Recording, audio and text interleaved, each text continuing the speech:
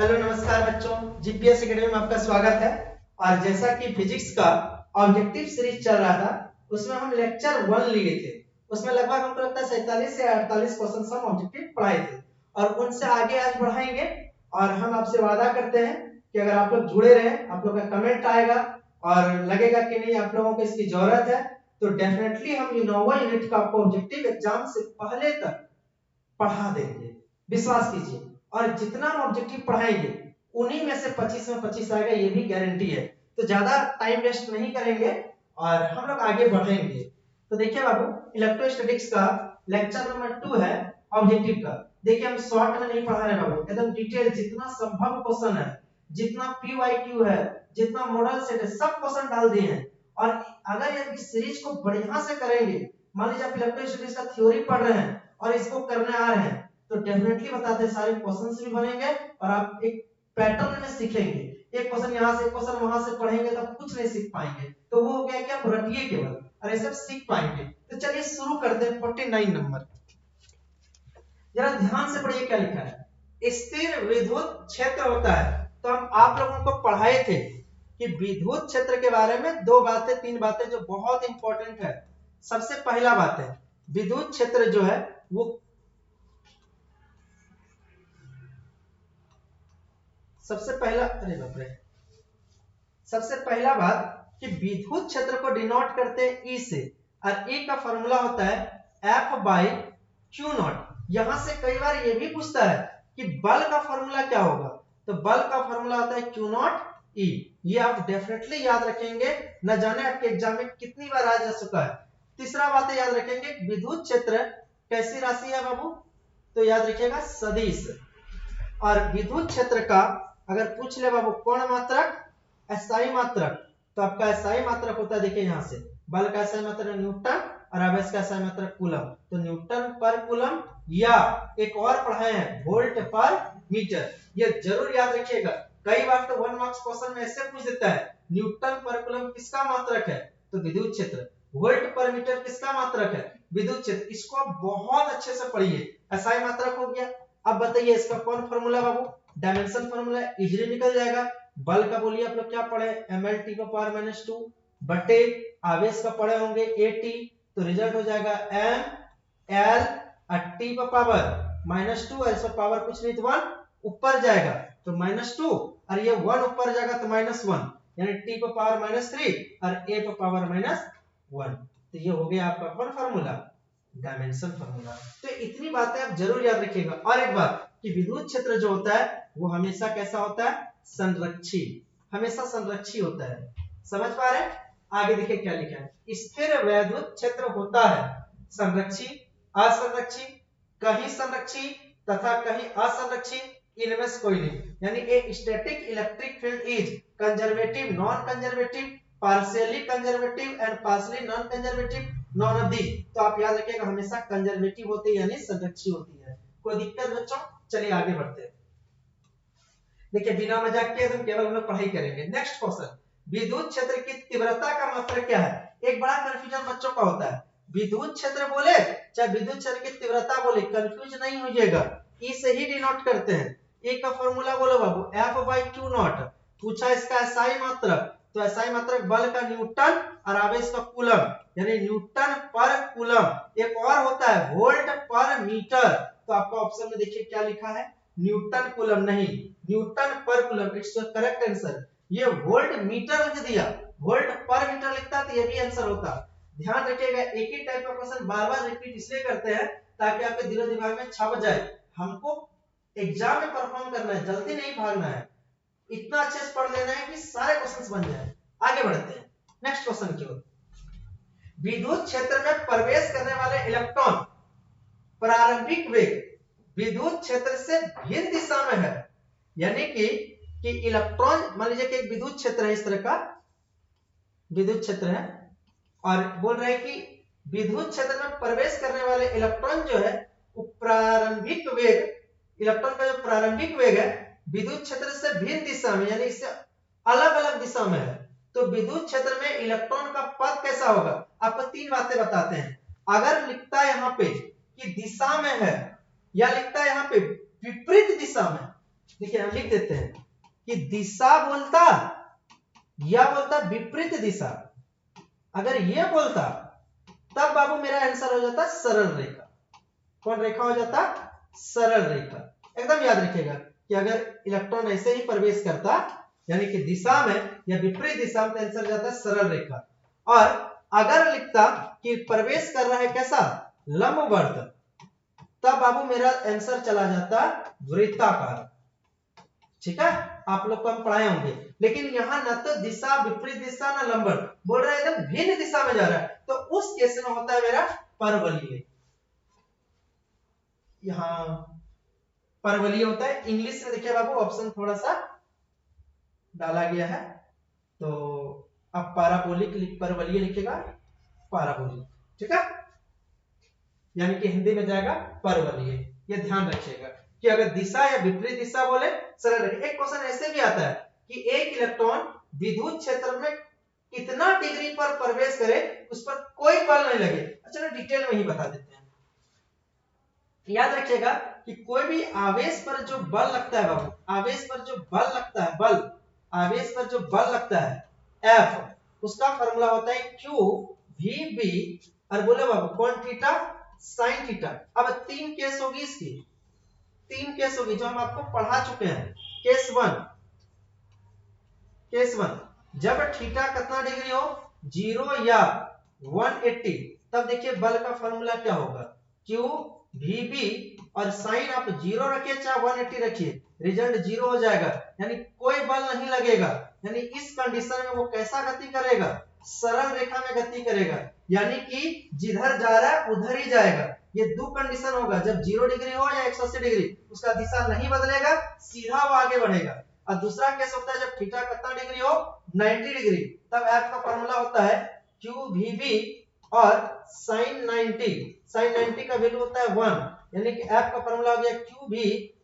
और याद रखिएगा जब थीटा 90 डिग्री होती है तब उस पर मैक्सिमम बल लगता है, और इस केस में जो पथ होता है वो होता है वृत्ताकार। और इसके अलावा अगर किसी भी कोण पे यानी न्यून कोण पे प्रवेश करे तो याद रखिएगा, इस कोण पर प्रवेश करे तो याद रखिएगा इसका जो पथ होता है परवलयिक। कौन पथ होता है बाबू? परवलयिक। तो यहाँ पे क्वेश्चंस में क्या था मेरा कि ना तो 0 डिग्री 180 डिग्री, यानी कि ना तो दिशा में, ना विपरीत दिशा में था, ना लंबवत था, भिन्न दिशा में था, इसलिए आंसर गया परवलयिक। ये क्वेश्चन हम समझते हैं, आपका क्लियर हो गया होगा। नेक्स्ट क्वेश्चन क्यों लिखा है? विद्युत क्षेत्र की तीव्रता की विमा क्या होती है? तो विद्युत क्षेत्र की तीव्रता को इसे डिनोट करते हैं। ए का फॉर्मूला होता है F/Q0। फॉर्मूला बोलो। F का डायमेंशन mL/T⁻², और आवेश का होता है बाबू AT, तो रिजल्ट हो जाएगा mL/T बोले बाबू यहाँ -2 और यहाँ कुछ नहीं तो 1। देखिए -2 है और ये 1 ऊपर जाएगा तो -1, यानी T⁻³ और A⁻1। देखिए कौन ऑप्शन सही है? mL/T⁻³ A⁻1, mL/T⁻³ A⁻1 is your correct answer. ठीक है, डायमेंशन में टेंशन नहीं लेना है। अब ये क्वेश्चन देखिए बड़ा ट्रिकी क्वेश्चन है।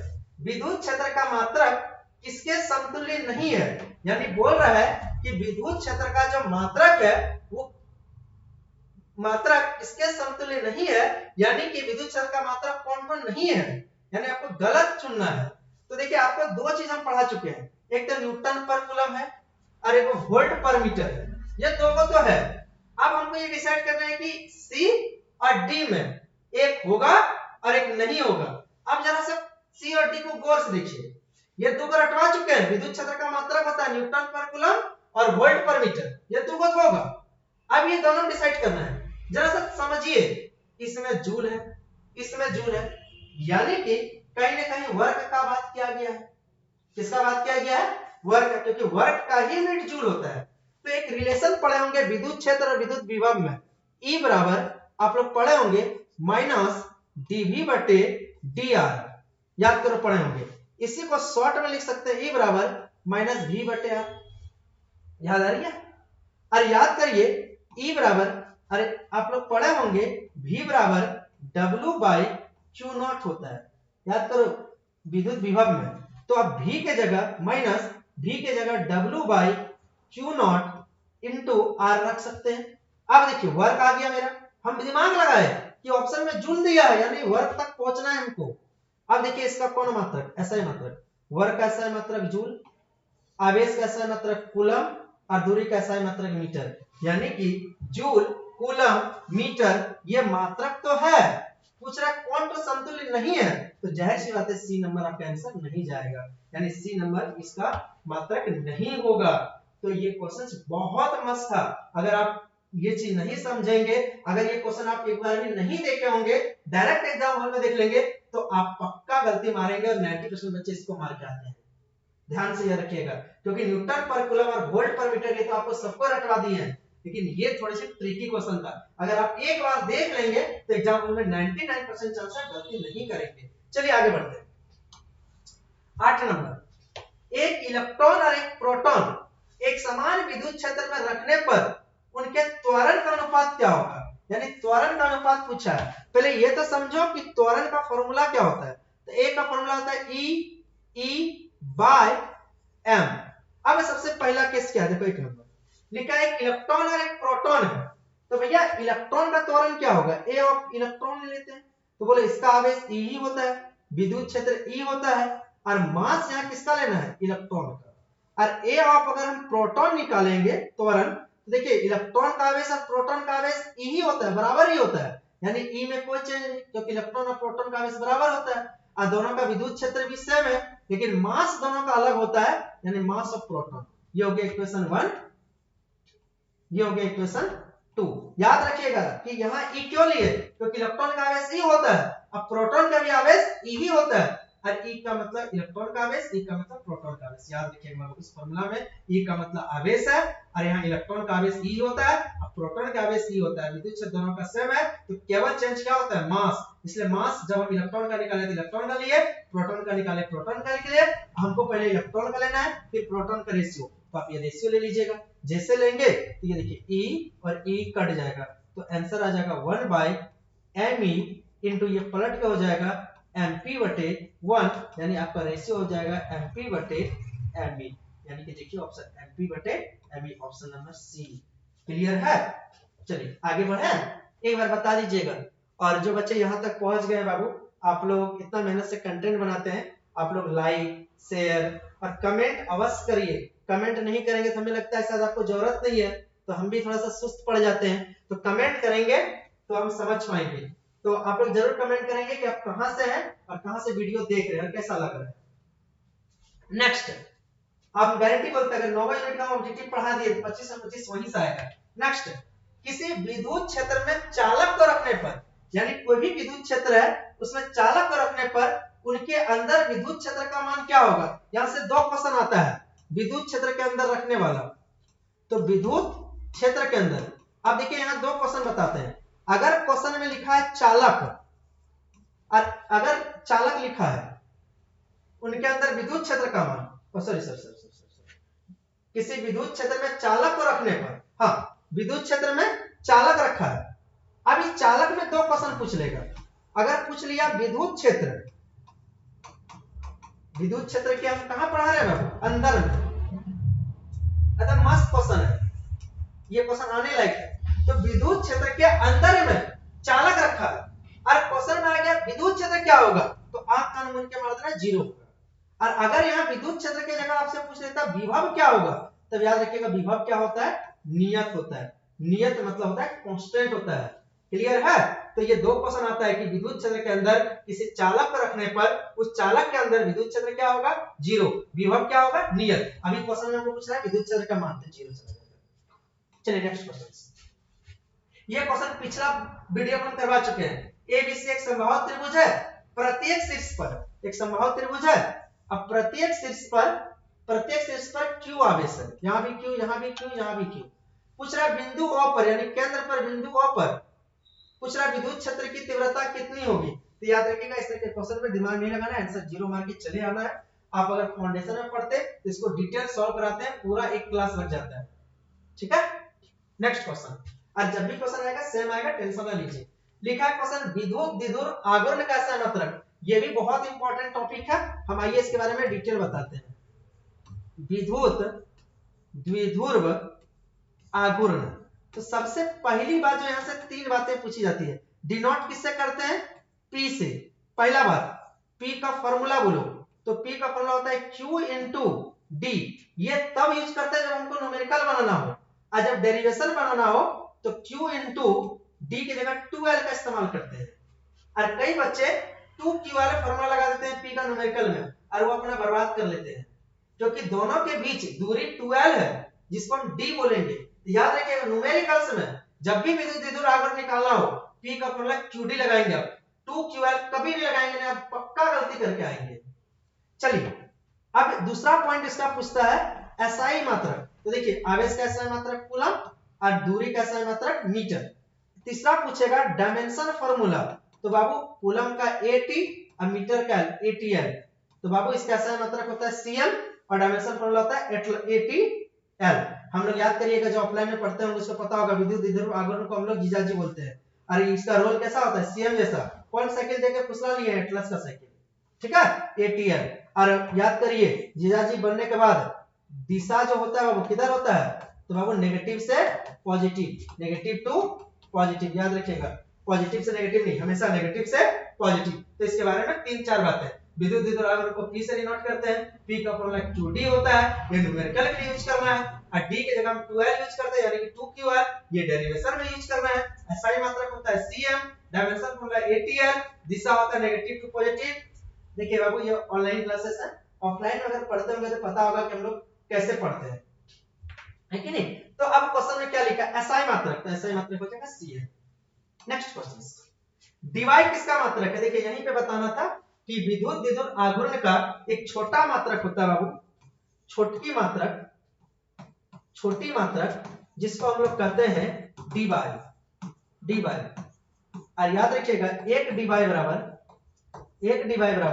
1/3 into 10⁻⁻29 cm होता है कूलम मीटर। एक dy बराबर 1/3 into 10⁻⁻29 cm होता है, ये बातें याद रखिएगा। देखिए नेक्स्ट क्वेश्चन में वही है कि डिवाइड मात्रक क्या है? डिवाइड मात्रक है किसका? विद्युत विधुर आघूर्ण। देखिए हम लोग सिस्टम से पढ़ रहे हैं, अगर विद्युत विधुर आघूर्ण का टॉपिक चल रहा है तो उसी का क्वेश्चन आएगा अभी। नेक्स्ट, जब एक विद्युत विधुर को एक समान विद्युत क्षेत्र में रखा जाता है तो ये क्या अनुभव करता है? तो देखिए बाबू सबसे पहला बात कि एक विद्युत द्विध्रुव को क्या लिखा पढ़ो यहाँ, एक समान विद्युत क्षेत्र में रखा जाता है। देखिए एक समान विद्युत क्षेत्र में जब भी विद्युत विधुर को रखा जाता है तो दो बातें याद रखेंगे, बल कितना अनुभव करता है? 0। क्या अनुभव करता है बाबू? बल आघूर्ण, आपको पढ़ाया गया होगा डेरिवेशन भी, टा बराबर फॉर्मूला होता है P कौन थीटा? sin theta. तो एक बात समझ लीजिएगा, जब भी द्विध्रुव को एक समान विद्युत क्षेत्र में रखेगा तो वो बल नहीं अनुभव करता है, केवल बल आघूर्ण अनुभव करता है। तो लिखा है एक शुद्ध बल अनुभव नहीं करता है, एक बल आघूर्ण। It's your correct answer. देखिए अगला, एक शुद्ध बल और बल आघूर्ण दोनों नहीं, बल 0 होता है, ना शुद्ध बल ना ही बल आघूर्ण। नहीं बाबू बल तो नहीं होता लेकिन बल आघूर्ण होता है, इसलिए आंसर जाएगा एक बल आघूर्ण। लेकिन यहीं पे क्वेश्चन लिख देता एक समान की जगह असमान विद्युत क्षेत्र, एक समान की जगह असमान विद्युत क्षेत्र, तब आपको आंसर चल जाता है एक शुद्ध बल भी और बल आघूर्ण भी। तो क्वेश्चन थोड़ा सा पढ़ लीजिएगा कि आपको एक समान विद्युत क्षेत्र दिया है कि असमान विद्युत क्षेत्र दिया है। एक समान दिया है बल 0 बल आघूर्ण होगा, असमान दिया है बल भी होगा बल आघूर्ण भी होगा। अब बल आघूर्ण का फॉर्मूला याद रखिएगा, टॉ बराबर P sin theta, vector form में लिखेंगे, टॉ वेक्टर बराबर P vector cross E vector. ठीक है, चलिए आगे बढ़ते हैं। नेक्स्ट क्वेश्चन देखिए, टेंशन ना लीजिए फिजिक्स का। नेक्स्ट क्वेश्चन, एक प्रोटॉन और एक इलेक्ट्रॉन एक दूसरे से एक एंगस्ट्रॉन की दूरी पर है, यानी एक प्रोटॉन है एक इलेक्ट्रॉन है, टेंशन क्या लेना है? मजेदार पढ़िए, टेंशन फ्री रहिए, थोड़ा थोड़ा वीडियो 2K की स्पीड में देख लीजिए, टेंशन लेना नहीं है। और ऐसे ही अगर आप लोग का सपोर्ट मिलता रहा तो पूरा करा देंगे। देखिए बाबू, एक यहाँ है प्रोटॉन और एक है इलेक्ट्रॉन। जानबे करते हैं प्रोटॉन का चार्ज क्या होता है? E। इलेक्ट्रॉन का भी चार्ज क्या होता है? E। आप याद रखिएगा प्रोटॉन का भी चार्ज ये होता है, इलेक्ट्रॉन का भी चार्ज ये होता है। और E का वैल्यू आप लोग को पता होगा 1.6 × 10⁻⁻⁹ बोल रहा है इनके बीच का जो दूरी है वो एक एंगस्ट्रॉन। तो चलो बाबू आपको निकालना है विद्युत द्विध्रुव आघूर्ण, आ गया न्यूमेरिकल्स। तो न्यूमेरिकल्स याद है, विद्युत द्विध्रुव आघूर्ण को P से डिनोट करते हैं और इसका फॉर्मूला होता है Q इंटू डी। और अगर कोई बच्चा 2Qr लगाया तो बर्बाद हो जाएगा। Q के जगह हम लोग क्या पुट करेंगे, यहाँ भी इलेक्ट्रॉन यहाँ भी इलेक्ट्रॉन, यानी कि इसका वैल्यू होता है 1.6 इंटू 10⁻⁻19 और इंटू डी, डी का वैल्यू 1 एंगस्ट्रॉन, और 1 एंगस्ट्रॉन मतलब जानते हैं आप लोग 10 का घात -10 होता है। ठीक है, तो जरा सा इसको सॉल्व कीजिए तो 1.6 इंटू 10⁻⁻29 और विद्युत द्विध्रुव आघूर्ण का सही मात्रक होता है सेंटीमीटर cm, तो 1.6 into 10⁻⁻29 is your correct answer. समझ में आया बाबू? यहाँ याद रखिएगा QD ही इस्तेमाल करेंगे। आवेश तो या तो इलेक्ट्रॉन का या तो प्रोटॉन का लेना है, और दोनों आवेश सेम होता है तो एक को कोई ले लिए, ई ले लिए, और ई का वैल्यू उतना ही होता है। ठीक है, आगे बढ़े, कोई डाउट? नेक्स्ट क्वेश्चन देखिए, चलिए इस एक विद्युत द्विध्रुव के कारण, एक विद्युत द्विध्रुव के कारण, यहाँ सवाल पढ़िएगा, विद्युत द्विध्रुव के कारण विद्युत क्षेत्र की तीव्रता E और दूरी R पर किस प्रकार निर्भर है? तो याद है विद्युत द्विध्रुव के कारण E का फॉर्मूला होता है, याद रखिएगा, K 2P बटे RQ, इसको हम लोग कहते हैं एक्सियल, और यहीं पर अगर इक्विटोरियल रहता तो कहते K P बटे RQ। अब यहाँ पे एक चीज आपको समझना है, एक नंबर, कि E और R में कैसा रिलेशन है, तो E इनवर्सली प्रोपोर्शनल होता है RQ का, यानी E समानुपाती बोलेंगे तो 1 बटे RQ, और E व्युत्क्रमानुपाती बोलेंगे तो RQ। ठीक है, ध्यान से देखिएगा। और दूसरा पॉइंट यहाँ पे समझना है कि E एक्सियल जो है, देखिए E एक्सियल और इक्विटोरियल दोनों सेम है, खाली ये 2 गुना ज्यादा है, कौन? एक्सियल, किससे? इक्विटोरियल से। तो E एक्सियल जो होता है वो 2 टाइम होता है E इक्विटोरियल का। ये भी सवाल आता है, यहां से एक सवाल और पूछते हैं हम आपसे कि E अगर क्वेश्चन में आ गया समानुपाती है, अगर क्वेश्चन में आ गया समानुपाती है तब आप क्या लेंगे, और E अगर क्वेश्चन में आ गया कि E व्युत्क्रमानुपाती है तब आप क्या लेंगे? तो बाबू याद रखिएगा, यहाँ बहुत बच्चे गलती कर जाते हैं। अगर समानुपाती बोला है तो देखिए E और R का रिलेशन पूछा है, लेकिन किसके साथ पूछा है? समानुपाती। देखो RQ नहीं लेंगे, हम लेंगे 1 बटे RQ, मतलब ऊपर के साथ 1 बटे RQ। और व्युत्क्रमानुपाती पूछा है तो केवल नीचे वाला, पिछले लेक्चर में भी पढ़ाए होंगे RQ। तो ये बातें बहुत अच्छे से समझेंगे। समानुपाती वर्ड यूज करता है 1 बटे RQ, व्युत्क्रमानुपाती वर्ड यूज किया है केवल नीचे वाला RQ। ठीक है, अभी हमको क्वेश्चन पूछा था कि कौन सा रिलेशन सही है, तो देखिए तो E समानुपाती R है क्या? नहीं, E समानुपाती 1 बटे RQ है, गलत है। यहाँ देखिए E समानुपाती 1 बटे RQ, इट्स करेक्ट ऑप्शन है। ठीक है, यहाँ देख लीजिए। ठीक है, E और R में कैसा रिलेशन है? E समानुपाती 1 बटे RQ। उम्मीद करेंगे क्लियर होगा आप लोग का। आगे बढ़े नेक्स्ट क्वेश्चन की ओर। देखिए क्या लिखा है कि विद्युत क्षेत्र E में P आघूर्ण वाले द्विध्रुव पर लगने वाला बल आघूर्ण होता है। तो अभी थोड़ा देर पहले बल आघूर्ण का फॉर्मूला हम पढ़ाए थे, टॉ बराबर, बोलो बाबू P sin थीटा। अब इसको वेक्टर फॉर्म में लिखेंगे तो P vector cross E vector. देखिए वेक्टर लगाने भूल गया है, क्या करिएगा, टाइपराइटर का मिस्टेक है। यहां देखिए E vector P vector, correct answer चल जाएगा B number, P vector cross E vector. चलिए नेक्स्ट क्वेश्चन, ये किसी एक समान विद्युत क्षेत्र में एक विद्युत द्विध्रुव को x अक्ष के समांतर रखा जाता है, विद्युत बल क्या होगा? देखो क्वेश्चन एकदम आपको घुमा दिया, लेकिन है कोई जान नहीं। सबसे पहले देखो किसको रख रहा है, एक समान विद्युत क्षेत्र में रख रहा है, और किसको रख रहा है? विद्युत द्विध्रुव को। हम अभी थोड़ा देर पढ़ाए थे कि अगर किसी विद्युत द्विध्रुव को एक समान विद्युत क्षेत्र में कैसे भी रखेंगे तो उस पर विद्युत बल हमेशा क्या लगेगा? शून्य लगेगा, उस पर बल आघूर्ण लगता है, बल नहीं लगता है। ये क्वेश्चन ये x अक्ष के समांतर रखा गया है बोल के आपको बर्बाद कर देगा, तो आप टिके रहेंगे। एक समान विद्युत क्षेत्र में विद्युत द्विध्रुव को रखा है, बल पूछा है, जीरो होगा। चलिए नेक्स्ट क्वेश्चन की ओर। जब किसी विद्युत द्विध्रुव P को समरूप विद्युत क्षेत्र E में रखा जाता है तो अधिकतम बल आघूर्ण के लिए P व E के मध्य क्या कोण होगा? बल आघूर्ण टॉ का फॉर्मूला भी पढ़ाया था, P sin थीटा।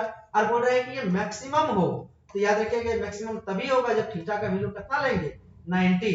तो टॉ का फॉर्मूला हो जाएगा Pe sin 90, और sin 90 का वैल्यू 1, यानी टॉ बराबर हो जाएगा Pe, यानी तो ये मैक्सिमम कितना डिग्री पर होता है? 90 डिग्री पर, याद रखिएगा VBI क्वेश्चन है। और एक चीज और टिक देते हैं, अगर कभी sin थीटा हो और मैक्सिमम बोले तो 90 डिग्री, और अगर cos थीटा हो और मैक्सिमम बोले तो 0 डिग्री। ये एकदम रट लीजिए, sin थीटा का मैक्सिमम 90 डिग्री पर और cos थीटा का मैक्सिमम 0 डिग्री पर। ठीक है, चलिए आगे बढ़ते हैं। किसी विद्युत द्विध्रुव की अक्ष पर अक्ष बोला बाबू, अक्षीय पर बोला है, अक्ष पर r दूरी पर स्थित किसी विद्युत बिंदु पर विद्युत क्षेत्र की तीव्रता, देखो वही क्वेश्चन आ गया बाबू जो हम आपको समझाए थे। सबसे पहले देखो यहाँ विद्युत द्विध्रुव लिखा है, विद्युत द्विध्रुव जब भी लिखे तो आप E का फॉर्मूला, कभी भी पूछ रहे विद्युत द्विध्रुव के साथ विद्युत क्षेत्र की तीव्रता मतलब E का फॉर्मूला, तो याद रखिएगा K 2P बटे RQ। अब देखिए E और R में देखिए समानुपाती व्युत्क्रमानुपाती करके दिया, हम तुरंत लिखेंगे E समानुपाती, तो बाबू 1 बटे RQ पूरा लेंगे, 1 बटे RQ, और E व्युत्क्रमानुपाती, अगर व्युत्क्रमानुपाती बोलेगा तो केवल लेंगे नीचे वाला RQ। चलिए पढ़ते हैं, RQ के समानुपाती, देखिए बाबू समानुपाती में RQ नहीं है, 1 बटे RQ। इसको और एक तरीका से लिख सकते हैं, R पर पावर -3, कि E समानुपाती 1 बटा RQ या E समानुपाती R पर पावर -3, लेकिन R पर पावर 3 दे दिया इसलिए ये गलत दिया है। RQ के व्युत्क्रमानुपाती, देखो E व्युत्क्रमानुपाती RQ, यानी कि इट्स योर करेक्ट आंसर। ठीक है, यहां पे गलती करते हैं बच्चे इस तरह के क्वेश्चन में। चलिए नेक्स्ट क्वेश्चन, एक बिंदु आवेश Q को विद्युत क्षेत्र E में रखा गया है, आवेश द्वारा अनुभव किया गया बल, यही क्वेश्चन है जो आपको याद करके जाना है। तो एक बिंदु आवेश Q को विद्युत क्षेत्र E में रखा गया है, आवेश द्वारा अनुभव किया गया बल, तो याद रखिएगा कभी भी किसी विद्युत क्षेत्र में किसी भी आवेश को रखा जाए तो उस पर जो विद्युत क्षेत्र की तीव्रता होती है, E का फॉर्मूला होता है F/Q0, यानी कि F बराबर होगा Q0E। थोड़ा देर पहले भी पढ़ाए थे, लेकिन यहाँ Q की जगह आपको बड़ी Q दिया है इंटू E, यानी कि आपका आंसर चला जाएगा 66। चलिए नेक्स्ट क्वेश्चन, दो विद्युत क्षेत्रकाएं एक दूसरे को किस कोण पर काटती है, तो आप विद्युत क्षेत्रका के गुण पढ़े होंगे, तो आपको पढ़ाए होंगे कि विद्युत क्षेत्रका कभी भी नहीं काटती है, नहीं काटती है ये। नेक्स्ट, कि एक विद्युत द्विध्रुव को जो विपरीत आवेश से बना, ये प्रीवियस ईयर क्वेश्चन है, जिसमें परिमाण +3.2 × 10⁻⁻19 कूलम और एगो -3.2 × 10⁻⁻19 कूलम। आप पढ़े भी होंगे कि जब भी विद्युत द्विध्रुव बनता है तो दो आवेश से बनता है, दोनों आवेश बराबर होता है, केवल उनकी प्रकृति अलग अलग होती है, प्लस होती है एक माइनस होती है, और उनके मध्य की दूरी 2.4 × 10⁻⁻10 मीटर है। तो आपको पूछा विद्युत द्विध्रुव का आघूर्ण होगा, इज द VBI क्वेश्चन। विद्युत द्विध्रुव आघूर्ण को किससे डिनोट करते हैं बताइए बाबू, आप लोग पढ़े होंगे। तो विद्युत द्विध्रुव आघूर्ण को डिनोट करते हैं P से, अब P का फॉर्मूला होता है QD। न्यूमेरिकल में हम बता चुके हैं QD लेना है, और Q में से कोई एक आवेश ले लीजिए, 3.2 × 10⁻⁻19 इंटू D। D का वैल्यू कितना है, ये दूरी है 2.4 × 10⁻⁻10। अब जरा सा सॉल्व कीजिए, 24 × 32 कीजिए, 32 × 24, तो 4 दूना 8, 4 तिया 12, 2 दूना 4 और 3 दूना 6, 8 6 7, यहाँ एक और एक पॉइंट इसमें, एक पॉइंट एक, दो के बाद पॉइंट, 7.68 × 10⁻⁻19 और -10 -29, और ऐसा मतलब CN है कौन ऑप्शन 7.68 × 10⁻⁻19 करेक्ट ऑप्शन। मजा आ रहा है न्यूमेरिकल हार्ड नहीं होता है, कॉन्सेप्ट बिल्ड करिए। विद्युत क्षेत्र में किसी विद्युत द्विध्रुव को घुमाने में किया गया कार्य, याद रखिएगा किसी भी विद्युत क्षेत्र में विद्युत द्विध्रुव को घुमाएंगे तो उसके कार्य का फॉर्मूला W बराबर होता है PE, एकदम बहुत मस्त क्वेश्चन है ये बाबू, cos θ1 - cos θ2।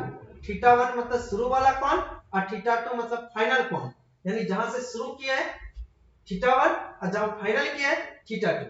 तो घुमाने में किया गया कार्य, और इसी का स्टैंडर्ड फॉर्मूला होता है W बराबर PE1 - cos θ। ठीक है, समझ पा रहे हैं। तो यहां देखिए ऑप्शंस में क्या दिया है, हमको ये फार्मूला नहीं दिया है तो ये वाला दिया है, W बराबर PE1 - cos θ।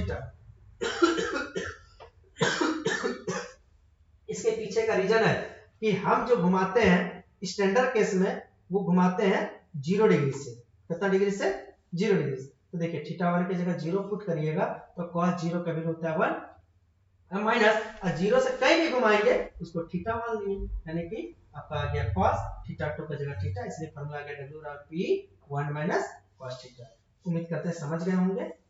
ठीक है,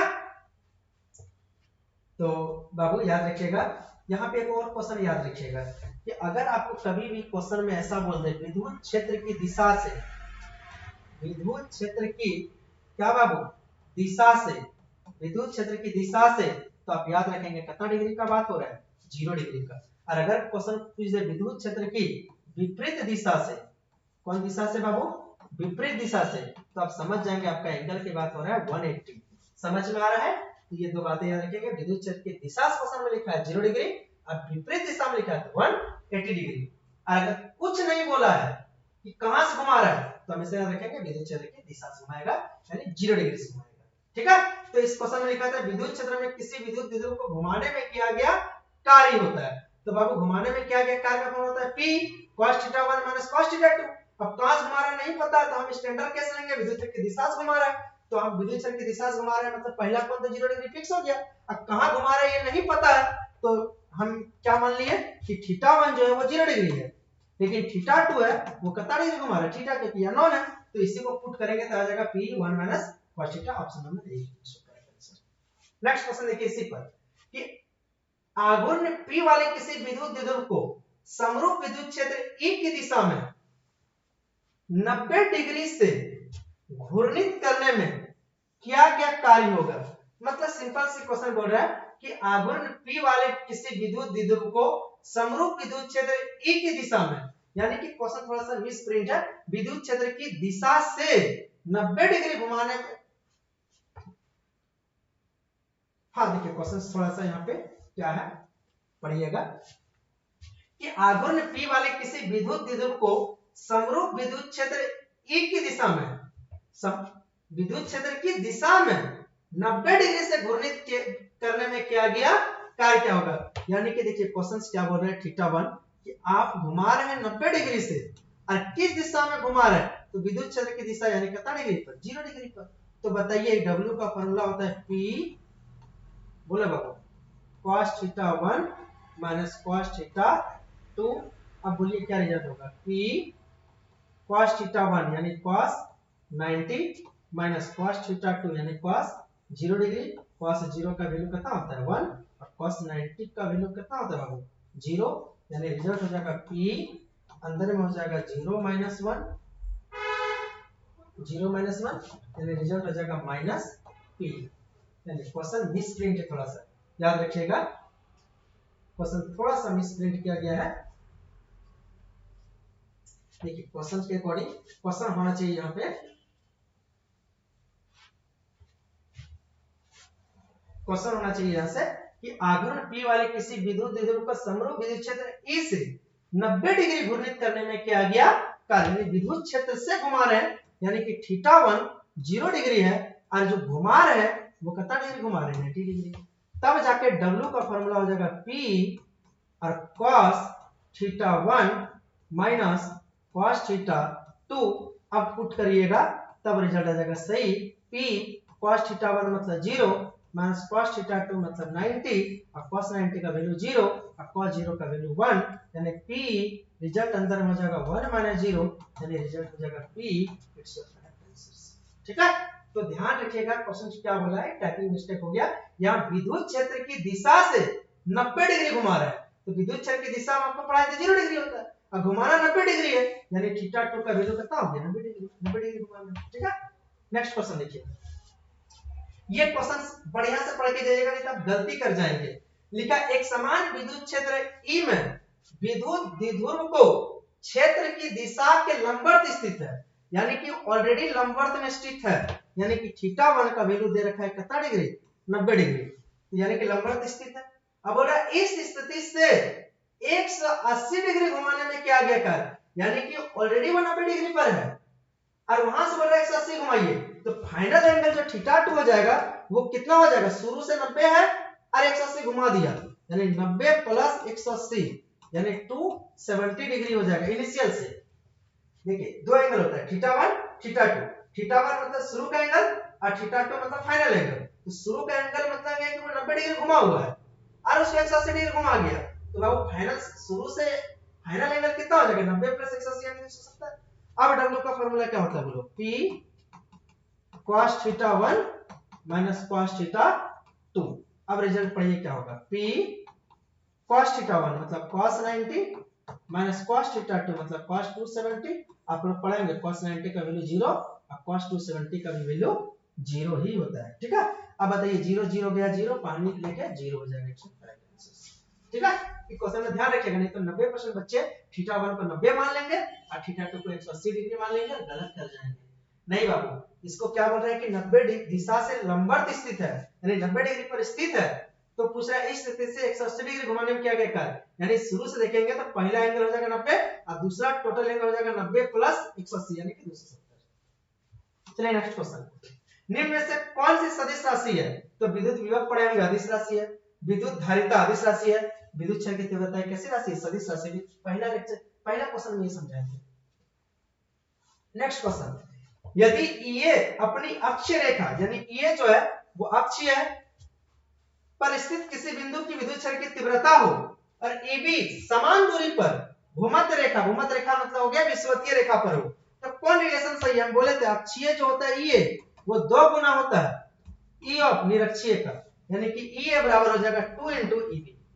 ये बहुत इंपॉर्टेंट क्वेश्चन है, कई बार एग्जाम में आ चुका है। अगला क्वेश्चन, आवेश के रैखिक घनत्व का मात्रक होते हैं, याद रखिएगा रैखिक घनत्व को लैम्डा से डिनोट करते हैं। अब फार्मूला होता है Q/L, इसका पूछा मात्रक, तो आवेश कैसा है मात्रक कूलम, लंबाई कैसा है मात्रक मीटर, कूलम इसको लिख सकते हैं कूलम पर मीटर। ठीक है, अब यहां समझने वाली है, अगर रैखिक आवेश की जगह अगर क्वेश्चन आ जाए पृष्ठीय आवेश घनत्व, पृष्ठीय आवेश घनत्व, तो इसका फॉर्मूला होता है Q/A। अगर आ जाए आयतन आवेश घनत्व, आयतन आवेश घनत्व, तो इसका फॉर्मूला होता है Q/V। इसका मात्रक हो जाएगा कूलम और क्षेत्रफल का मीटर स्क्वायर, इसका हो जाएगा कूलम, आयतन का हो जाएगा मीटर क्यूब, यानी कि हो जाएगा C (10⁻⁻2) और C (10⁻⁻3). हम एक क्वेश्चन लिए आपका रैखिक घनत्व, आपका आ सकता है पृष्ठीय आवेश घनत्व, आयतन आवेश घनत्व। ठीक है बाबू, कोई दिक्कत। पृष्ठीय आवेश घनत्व को सिग्मा से डिनोट करते हैं, आयतन आवेश घनत्व को रो से करते हैं। ठीक है, तो आपका आंसर अभी ये होगा अकॉर्डिंग टू सिचुएशन। देखिए, एक अवशिष्ट चालक की सतह से किसी बिंदु पर विद्युत क्षेत्र की तीव्रता, याद करिएगा आप लोग, कोई भी अवशिष्ट चालक है, क्वेश्चन बड़ा भयानक मस्त है, कोई दम नहीं है सब क्वेश्चन में। देखा, एक अवशिष्ट चालक है कि सतह से किसी बिंदु पर विद्युत क्षेत्र की तीव्रता किधर होती है, तो याद रखिएगा किसी अवशिष्ट चालक के सतह से विद्युत क्षेत्र की तीव्रता हमेशा जो निकलती है वो हमेशा लंबवत निकलती है। कैसे निकलती है बाबू, हमेशा कितना डिग्री का कोण बना के निकलती है, 90 डिग्री, यानी कि क्या होगा सतह के लंबवत। नेक्स्ट क्वेश्चन, इलेक्ट्रॉन वोल्ट मात्रक है, 80% बच्चे गलत करके आते हैं। इलेक्ट्रॉन वोल्ट जो है यह मात्रक हमेशा ऊर्जा का होता है, ये 11 से आपको पढ़ाया जाता है। इलेक्ट्रॉन वोल्ट 90% वोल्ट देखता है, विभव मार के चला आता है, या इलेक्ट्रॉन देखा आवेश मार के चला आया, गलती नहीं कीजिएगा। इलेक्ट्रॉन वोल्ट मात्रक है ऊर्जा का। आप याद करिए यूनिट 7 पढ़ोगे तो आपको कार्यफलन पढ़ाया गया होगा, और कार्यफलन का ही ऐसा मात्रक होता है इलेक्ट्रॉन वोल्ट, याद आ रही है, पढ़े होंगे। नेक्स्ट क्वेश्चन पढ़िए, विद्युत द्विध्रुव आघूर्ण की दिशा होती है, हम पढ़ाए थे विद्युत द्विध्रुव आघूर्ण की दिशा हमेशा नेगेटिव से पॉजिटिव यानी ऋण से धन। 78 एक डिवाई का मान क्या है, आपको याद करिए पहला चीज में पढ़ाया गया है, पहला क्वेश्चन में एक डिवाई बराबर होता है 1/3 into 10⁻⁻29, लेकिन इसमें का कोई ऑप्शन नहीं दिया है, तो 1/3 को हम 0.333 लिख सकते हैं into 10⁻⁻29। दुर्भाग्य से 0.33 नहीं दिया है, ऑप्शन में 3.3 पॉइंट दिख रहा है, तो याद करिएगा इस पॉइंट को जब इधर शिफ्ट करेंगे तो पावर माइनस होता है, इधर शिफ्ट करते हैं तो प्लस होता है, तो 3.33 लिख रहे हैं हम, यानी कि देखिए इस पॉइंट को एक पॉइंट आगे कर रहे हैं, इधर कर रहे हैं, यहां ला रहे हैं, यहां ला रहे हैं, यानी एक पीछे जा रहा है माइनस होगा, यानी 10 में पावर माइनस कितना हो जाएगा 30, -29 और एक -1 हो जाएगा, तो -30 है कौन ऑप्शन, ये देखो। ठीक है, नेक्स्ट क्वेश्चन खत्म हो गया। चलिए बाबू, आपका ये जो था इलेक्ट्रोस्टैटिक्स का सेक्शन है जो आप लोग पढ़े होंगे, विद्युत आवेश तथा विद्युत क्षेत्र, ये इसका ऑब्जेक्टिव कंप्लीट हो गया। कल हम लेके आएंगे गॉस के नियम का ऑब्जेक्टिव, फिर एक दिन में संधारित्र और विद्युत विभव दोनों निपटा देंगे। ठीक है, अब फिर यूनिट 2 शुरू करेंगे। देखिए यूनिट 1 लंबा है, यूनिट 2 2 क्लास में खत्म हो जाएगा, यूनिट 3 2 क्लास में, यूनिट 4 2 क्लास में, 2-3 लेक्चर करके सारा ऑब्जेक्टिव खत्म हो जाएगा। 6 पढ़ने में 2-3 लेक्चर लगेगा और 7 8 9 तो एक दिन आएंगे संडे को, 2-3 घंटा पढ़ाएंगे, लिपटा के सुता के चले जाएंगे। समझ पा रहे हैं? तो टेंशन नहीं लेना है। आप लोग खाली लाइक कमेंट शेयर कीजिए और बताइए कैसा लग रहा है। आपकी जरूरत है तो बनाएंगे, ठीक है। ऑफलाइन में बच्चों को हम पढ़ा चुके हैं। धन्यवाद, मिलते हैं अगले क्लास में।